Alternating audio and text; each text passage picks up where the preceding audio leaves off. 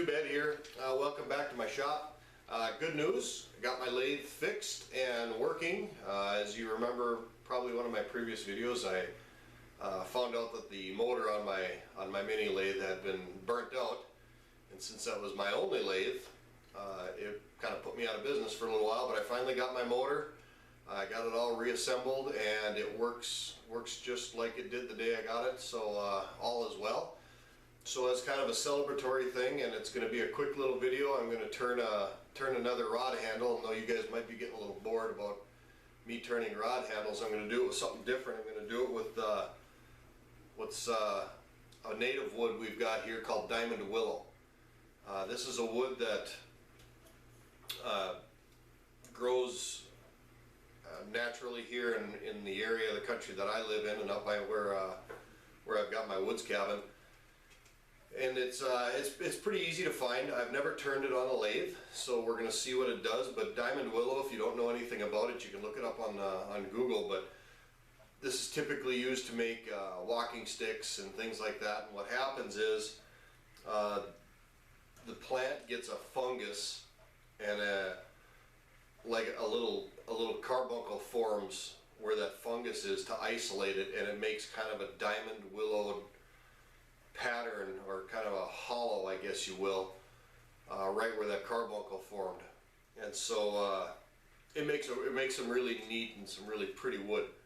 So a friend of mine who spends far more time up there than I do, and I'm jealous of him for it, sent me several sticks of the Diamond Willow so I could try turning a rod handle from it. So we're going to take a piece, we're going to chuck it up in the lathe, and we're just going to do a quick little video, and I'm going to turn a fishing rod handle out of it. So without any more talk, let's go ahead and get a piece of wood chucked up in the lathe, and let's turn another handle as kind of a celebratory, hey, I got my lathe back and I'm back in the turning business. On a side note too, I'm also actively seeking a larger lathe because I want to start turning some bigger projects. I want to start turning some bowls, and I want to start getting into some segmenting. And I think the bowls and stuff that I did previously on my mini lathe was a little more than the lathe could handle. So as a result, I'm looking for a bigger lathe. But enough talking. Let's chuck up a handle and let's have some fun. All right, so we got her chucked up here, and I just got the 3/4 inch roughing gouge, and we're just roughing this thing out. As you can see, that these Diamond Willow sticks, they aren't terribly straight, and actually to find a straight one is pretty difficult. They generally don't grow very straight. They've usually got a bend in them. These things typically grow in a pretty wet, swampy kind of environment. They're more typically found in the northern regions of this area, though they are found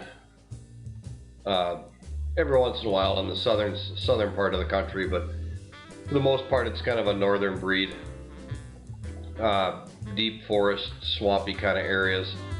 Usually when you go look for these things, you gotta be wearing rubber boots, because 9 times out of 10 you're gonna have to walk through some water to get to them. But at any rate, you can see I'm roughing it out here and just trying to get the thing basically true. The stick was considerably larger than 1 inch in diameter. It was about 2 inches in diameter, which is really good, because then I can take away a lot of material and turn it round and true. Just taking small cuts with the roughing gouge here, not going real fast. You can see there's quite a few knots in this one, quite a few diamonds in it, which really makes it a pretty character piece. But just taking real slow, light cuts with the gouge, trying not to stick it. I did stick it once and was actually stopped the lathe for a moment. So just very, very light cuts, maybe kind of boring, and my tool rest doesn't go the whole length, of course, so I have to move it around a lot. But here I got the lathe speed turned up a little bit, and I'm able to take little bigger pieces. So far, it looks like the end result is going to be pretty nice. It's going to be a pretty neat handle when it's all said and done. The nice thing about this Diamond Willow is this particular stick is pretty green. Green always cuts good in any project. When you're turning it on a lathe, it seems like green really cuts well. And this is still pretty wet wood. The nice thing about a rod handle is you're going to turn it down to 1 inch in diameter, and it'll dry pretty evenly. And then I'm also going to drill a hole down the center of it too once I do get it to round, and it'll make it dry even better. Another thing with diamond willow is if you don't get the bark stripped off of it right away or fairly quickly, it'll crack out on you, and it'll crack and check pretty badly. So you gotta get it dried, and you gotta get it stripped pretty fast. So now I'm taking a little lighter cut, just little light cuts to kind of even out the surface. The neat thing too about diamond willow is you don't have to be too terribly picky about how perfectly straight you get it, because it just kind of adds to the character, and the diamonds in there are so irregular anyway, it kind of masks any deformities in the roundness. Most people don't want them perfectly round anyway because they look nice with some irregularities in it. So I've got most of the bark turned off, and I've got a pretty good look at where all the diamonds are.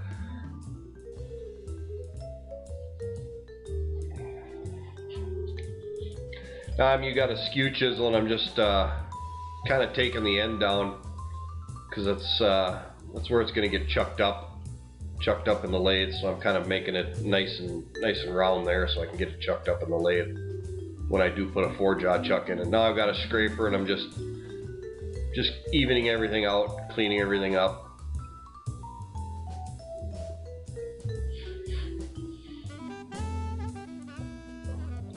Still, as you can see, even with the scraper, it throws some pretty nice chips. That's part of it being green that makes it nice.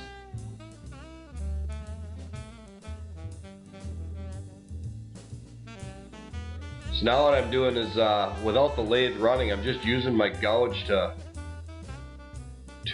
remove some of the bark inside the diamonds to reveal the color.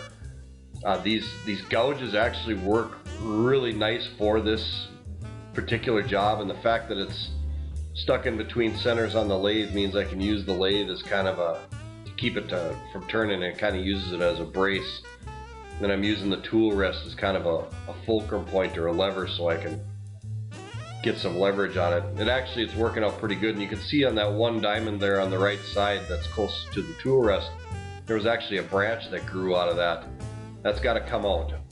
So I'm going to use this gouge, and I'm sharpening the gouge right now because it's a little dull. So I just went on the grinder quick and put a new edge on it. But that branch has got to come out of there, and then just get most of the bark out. I always try to leave a little bit of bark in there because it kind of gives it some character look. But you can see right there now I'm trying to take that branch out of that diamond. But yeah, you don't have to be too terribly picky about getting the bark out.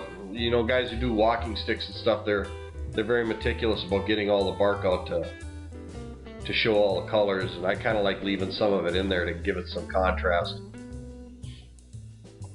So now, after doing all that scraping and cutting with the gouge, I'm just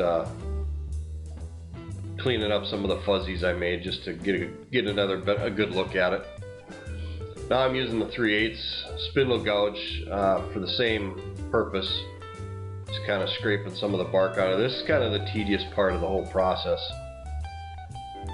My father used to sit out on the front porch of our hunting cabin and whittle away on a diamond willow stick for quite literally hours and hours on end to make walking sticks and stuff like that. And then when you put a coat of shellac on them, they really pop out and they really look nice.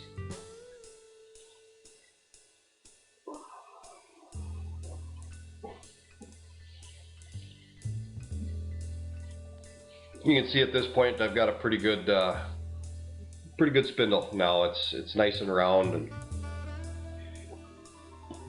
for the most part it's just cleaning up the diamonds.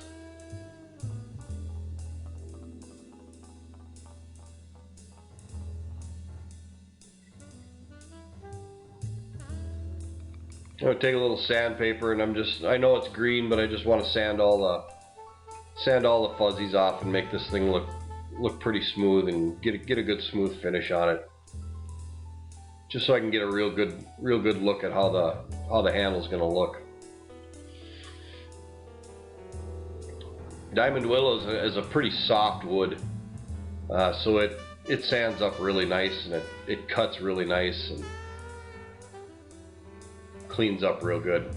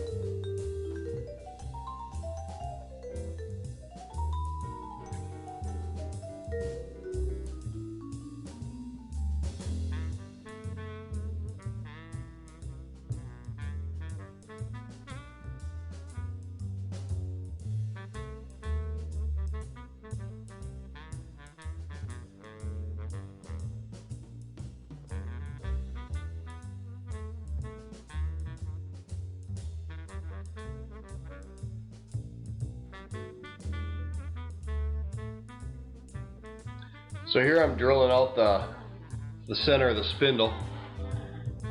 As you see me made rod handles in the past, you know that we have to drill the spindle out, or drill the handle out to accept the rod.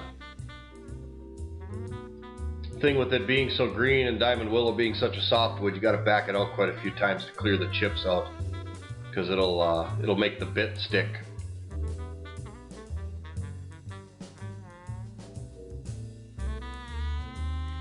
So here I've got the 1/2 inch bit, again just pulling it out to clear the chips so it doesn't stick. One thing that I didn't really realize, and you'll notice it here in a little bit, one of the knots went in so deep that when I drilled a 1/2 inch hole, it actually exposed the inside of the core. And you can see right in the middle of the spindle there, you can see the wood chips come flying out of the middle of the spindle.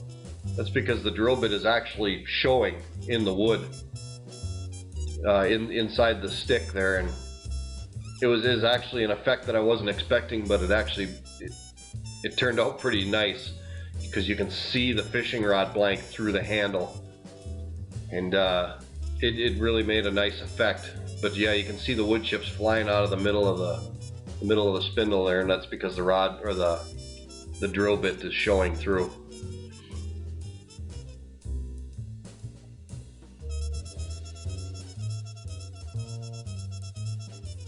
See there, you can kind of see the drill bit in the deeper knot. So what made this tricky is my drill bit isn't quite long enough to make it all the way through, so I had to get the majority of the way through with the bit that I could. And then what I ended up doing was I ended up turning it around and chucking it up in the jaws from the other direction and finishing it off. But I'll spare you that. I'll spare you that part of the video.